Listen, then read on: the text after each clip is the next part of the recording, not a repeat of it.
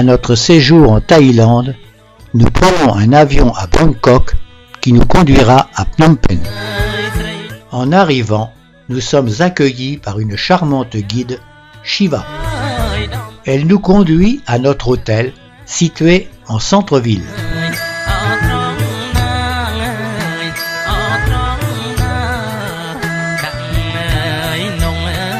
La chambre est très spacieuse.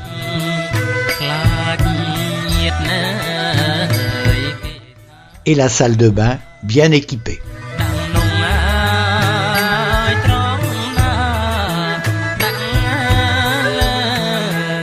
Par notre fenêtre, nous avons une vue sur le monastère voisin.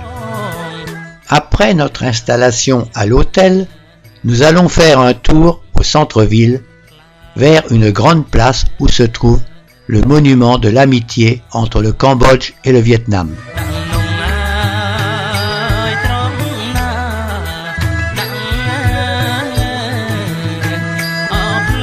L'après-midi, nous aurions pu prendre un tuk-tuk ou un cyclopousse, mais c'est à pied que nous allons au marché avec Shiva.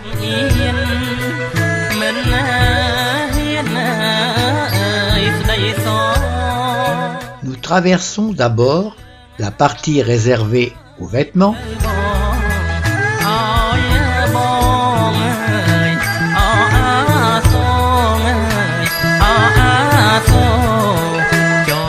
puis aux fleurs et enfin aux produits alimentaires.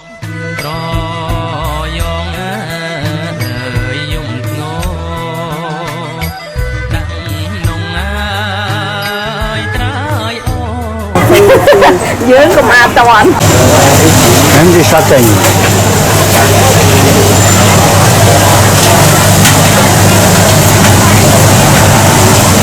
Les gens sont gros, ces choses.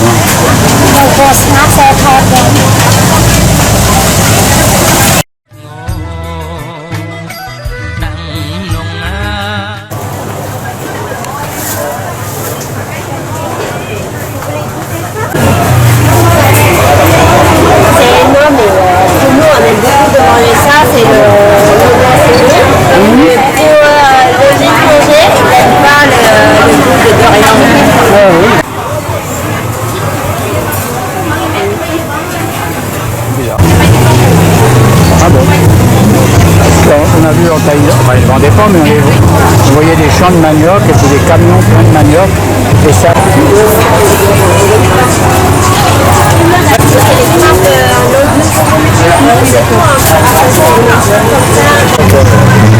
Et ça, c'est le taro, celui-là. Mais souvent, on fait la soupe. C'est un goût de soupe, ça donne un bon goût pour le... Ça parfume. Ouais, il y a des radis rouges, là. Il y a des piments rouges aussi. Il y a des choux qui sont pas rouges. Et là, oui, on a déjà vu ça. Bah, je sais pas comment on dit en français, parce que comme nous, on mange tout ce qu'on a. Vous avez raison. On ne veut pas jeter. C'est vrai, c'est bien. Sur cet étalage, voici des insectes et des araignées frits.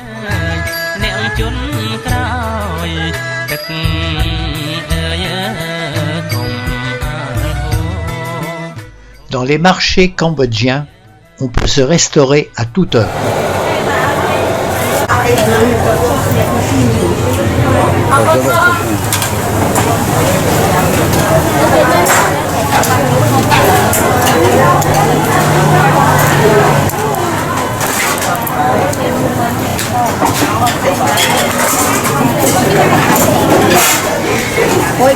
Nous voici dans le secteur où l'on vend poissons et coquillages.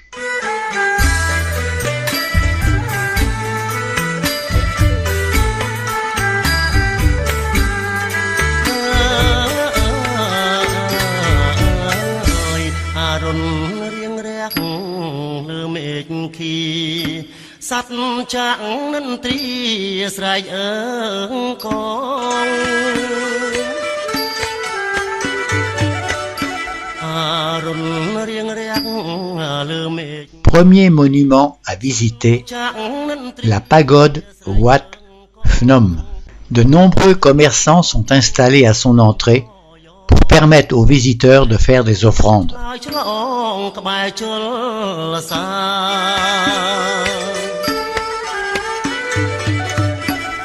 Selon la légende, cette pagode fut édifiée en 1372 par Dame Pend et donna son nom à Phnom Penh.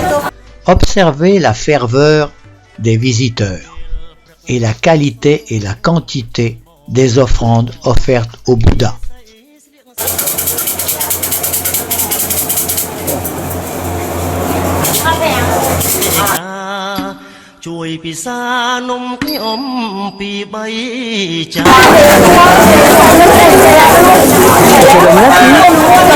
Il casse les œufs sur Il casse le jeu pour dire que de faire sortir de mauvaises choses. Là, vous voyez, il donne à manger. c'est ça. Ça tombe, il n'a rien à manger. Des morceaux de viande sont mis dans la bouche de cette statue. Quand on se réagenouille, on salue Bouddha. Parfois, on fait avec des trucs comme ça aussi. Mais parfois, il y a beaucoup de Thomas, elle a réussi il garde des filles. Et ça passe toute la famille, et tous les jeunes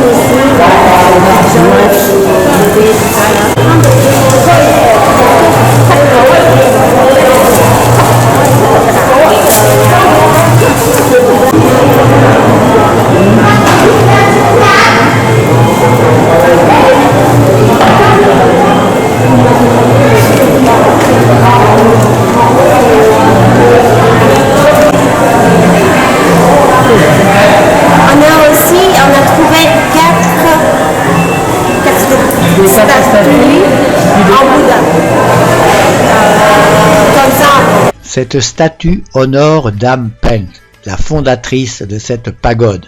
À l'extérieur, nous sommes surpris de trouver des toucans, dont celui-ci perché sur un tambour sacré.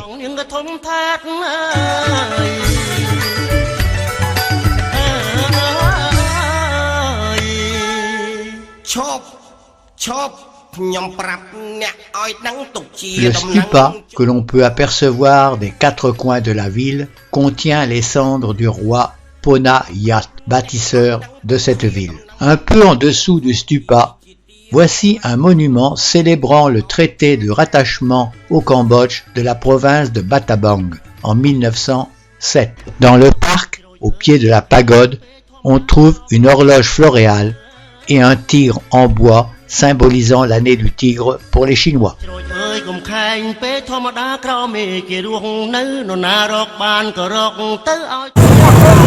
c'est à partir 5h ou 5h30, ça demande d'avoir du monde, de se promener avec des amis. Pour terminer la journée, nous allons sur les quais du Mékong où de nombreux commerçants sont installés. De manger des baguettes. Enfin bon, on y arrive quand même. Hein. Allez, mange. Monique négocie l'achat de petits bracelets pour Soline.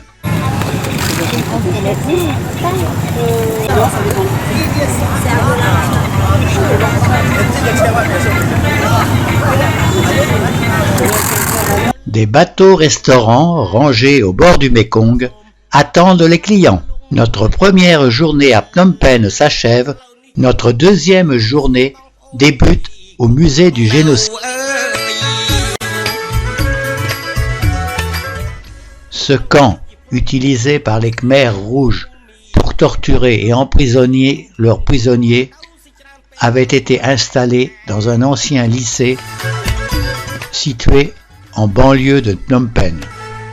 De 1975 à 1979, le régime Khmer rouge a fait plus d'1 500 000 victimes.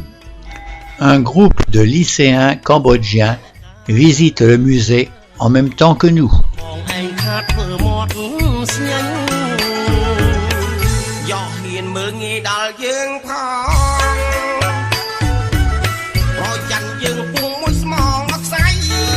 Cette salle de classe était transformée en salle d'interrogatoire.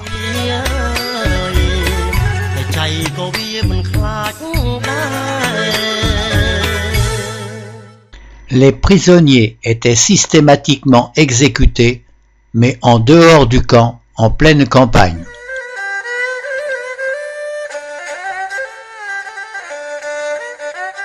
À sa libération, au printemps 1979, par les troupes vietnamiennes, il ne restait que 7 survivants.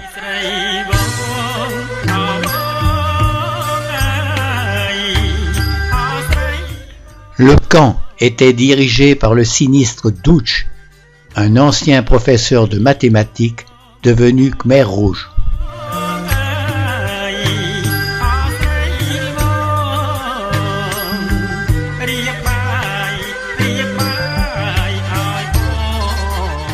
Ces photos nous montrent quelques-unes des innombrables victimes des Khmer Rouges.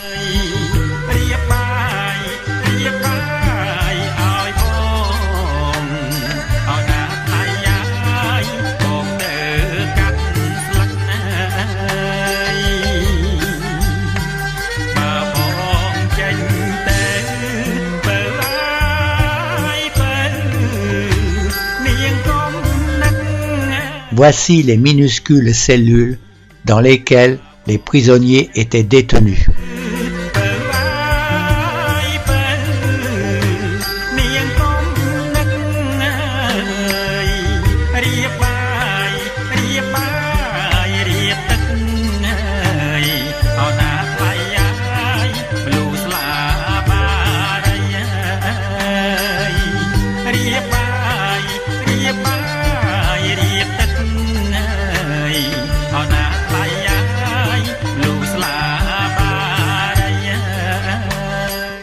Sortons pour reprendre l'air et échapper à ce que fut un véritable enfer pour de nombreux Cambodgiens.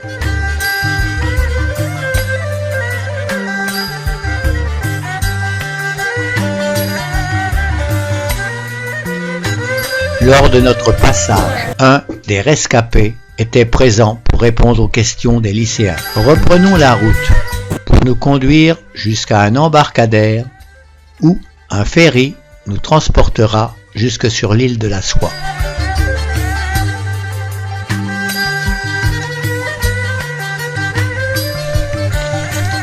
À cet endroit, le Mékong est très large, mais les ferrys sont nombreux.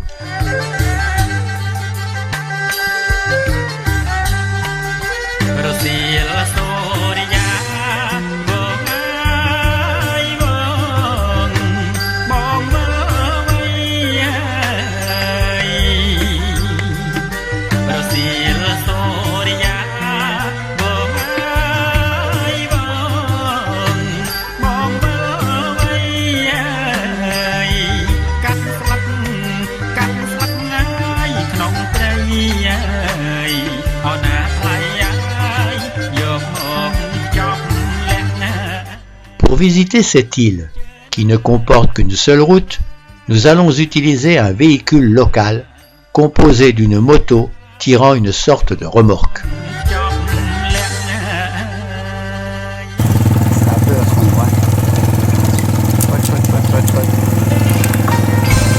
Le véhicule étant relativement lent, il est facile de filmer les bords de la route. Premier arrêt, dans une plantation de gingembre et de canne à sucre.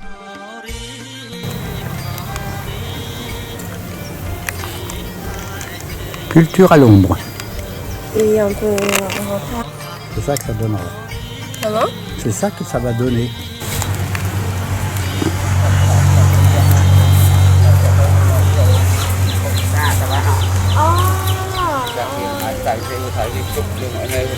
On n'a pas le droit.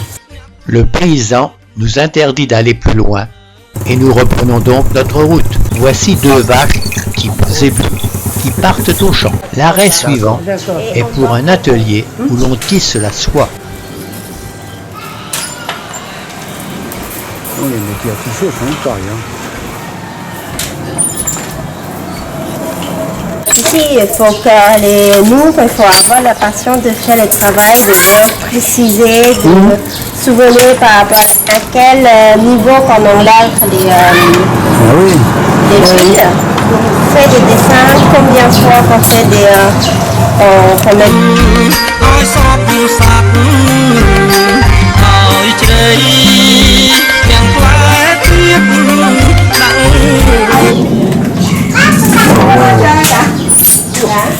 Non, je sais pas comment il fait, mais...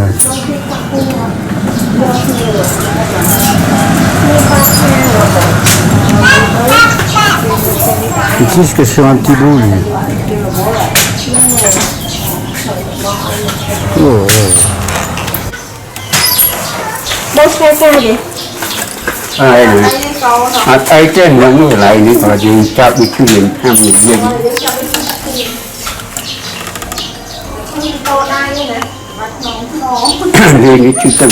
Voici les productions de la maison.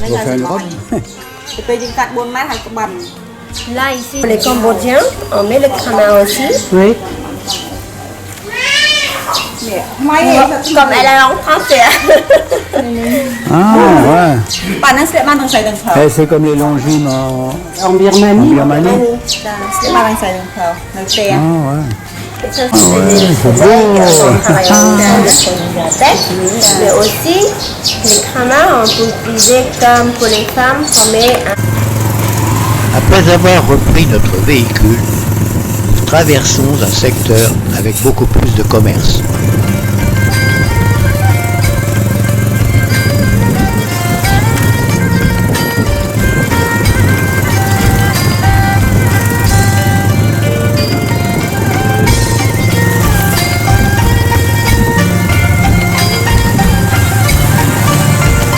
Nouvel arrêt pour un atelier où l'on fabrique des galettes de soja.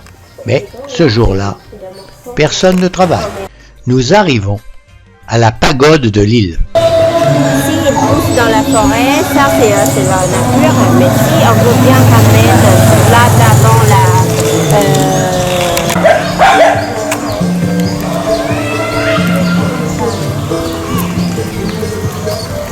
Les moines ayant terminé leur repas, il ne reste plus que 3 dames qui sont chargées de faire la vaisselle et le nettoyage. Ah bah quand même. Les plans sur le bout. Ah ouais, c'est joli. Et quoi, Ça s'appelle Starbola. nous les Cambodgiens, on dit que c'est l'art de Bouddha. Ah bon. Parce que le moment que le Bouddha il est C'est quand même le fruit. et la fleur en France, c'est le médecine naturelle. D'accord. C'est l'heure du déjeuner et une bonne bière est la bienvenue. Ouais. Jacquet en formation. Le fruit du jacquet et quelques fleurs comestibles.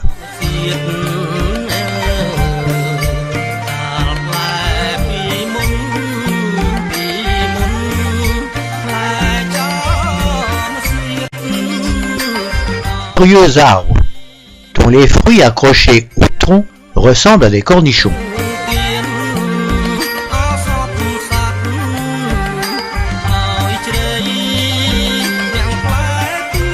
Nous reprenons la route pour le retour vers l'embarcadère. Nous longeons des plantations de bananiers.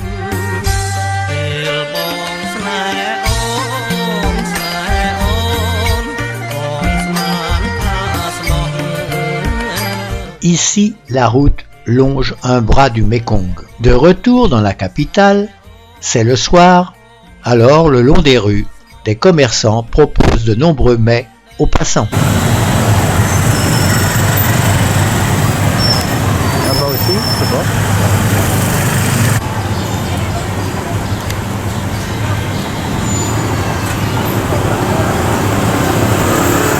Les restaurants du bord du Mékong attendent toujours leurs clients. La nuit va tomber. Le soleil se couche derrière le palais royal. Notre 3e journée commence. Direction la place de l'Indépendance. Les employés de la ville sont au travail. Il va aller la tonte de... Voici le monument érigé en l'honneur de Norodom Sihanouk, le roi, père de l'indépendance.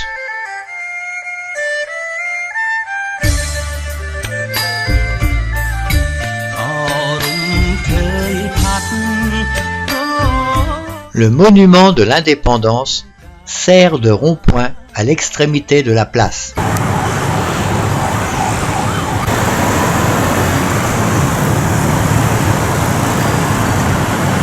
Les véhicules le contournent avant de s'enfiler dans le boulevard Neurodome.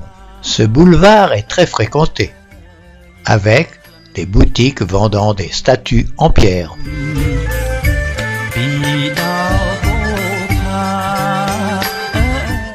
Mais aussi des ateliers de sculpteurs sur bois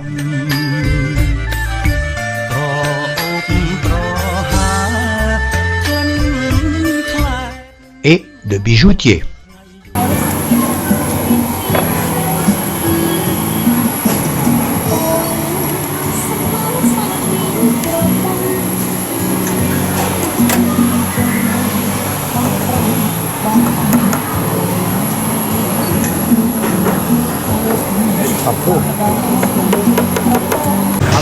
Il y a même un coiffeur installé sur le trottoir.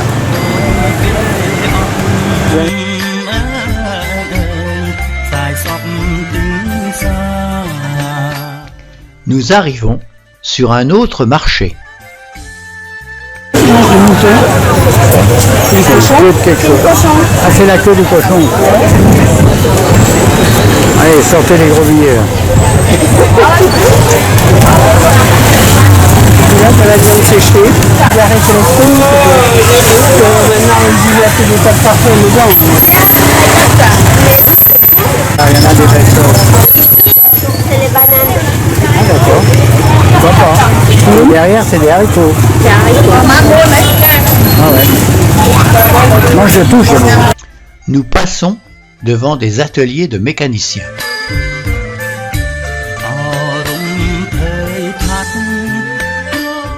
C'est ensuite le musée national de Phnom Penh qui nous accueille. Ces bâtiments, inspirés des temples Khmer, furent construits entre 1917 et 1924. Ce musée comprend 14 000 pièces, datant des temps préhistoriques et de l'Empire Khmer. Voici une statue en bronze de Vishnu couché, datant du XIe siècle.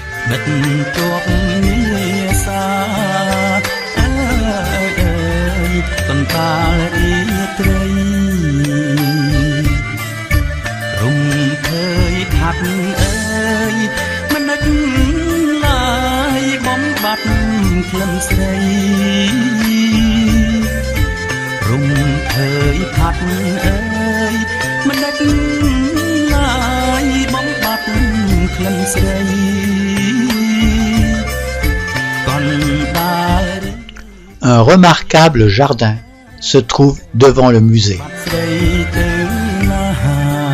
avec son arbre aux voyageurs. Tout à côté se trouve l'université des Beaux-Arts. La statue du roi trône en bonne place.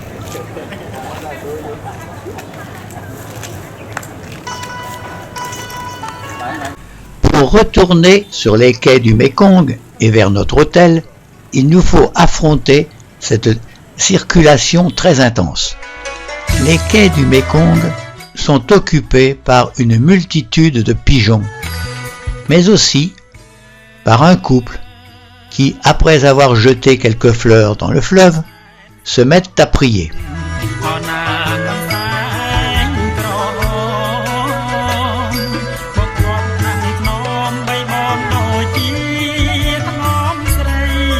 Pour terminer notre journée et notre périple, nous allons traverser la pagode située à côté de notre hôtel.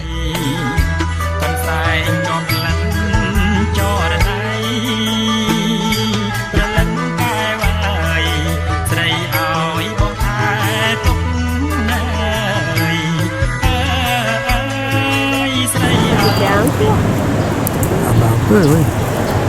Ah, je laisse photographier le bonze devant la pagode. Voilà, c'est bon. Ça, Ils sont accueillis ici. ici. Ah, voilà, le ciel est bleu.